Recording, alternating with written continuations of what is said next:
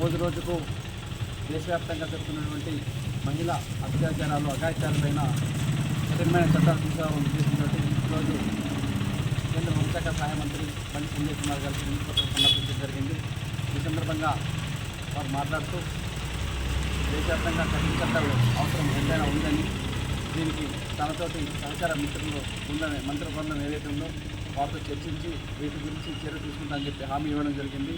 ఎందుకంటే ఈరోజు 6 సంవత్సరాల అమ్మాయి నుంచి 60 సంవత్సరాల వృద్ధురాల వరకు కూడా ఈరోజు దేశంలో గంటకు 4 అత్యాచారాలు జరుగుతున్నాయంటే చట్టాల్లో ఉన్నటువంటి లొసుగులను రాష్ట్రాల మధ్య సమన్వయం లేని కారణంగా ఈ నిందితులు దీన్ని ఆసరాగా తీసుకొని తప్పించుకొని తిరుగుతున్నారు.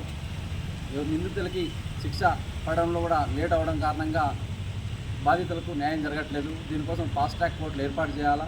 అదేవిధంగా నిందితులను విచారించేందుకు రాష్ట్రాలు కేంద్రాల మధ్య ఒక సమన్వయమైన ఏజెన్సీలాగా ఒక వ్యవస్థను ఏర్పాటు చేస్తే ఏ రాష్ట్రంలో జరిగిన అత్యాచార నిందితులు రాష్ట్రాల మధ్య సమన్వయ లోపం లేని కారణంగా ఇక్కడి నుంచి వేరే రాష్ట్రాలకు పారిపోవడం, అక్కడి నుంచి ఇంకో రాష్ట్రానికి రావడం, దీంతో ఎవరైతే బాధితులు ఉన్నారో వారికి న్యాయం జరిగే దాంట్లో చాలా జాప్యం జరుగుతుంది.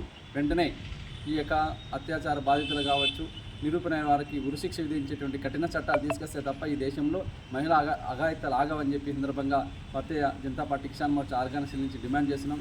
అదేవిధంగా ఈ యొక్క కోర్టుల విచారణలో కూడా ఫాస్ట్ ట్రాక్ కోర్టులు ఏర్పాటు చేయాలని చెప్పి కోరడం జరిగింది. దీనికి సానుకూలంగా మంత్రి స్పందించి చర్చిస్తారని చెప్పి కూడా హామీ ఇవ్వడం జరిగింది.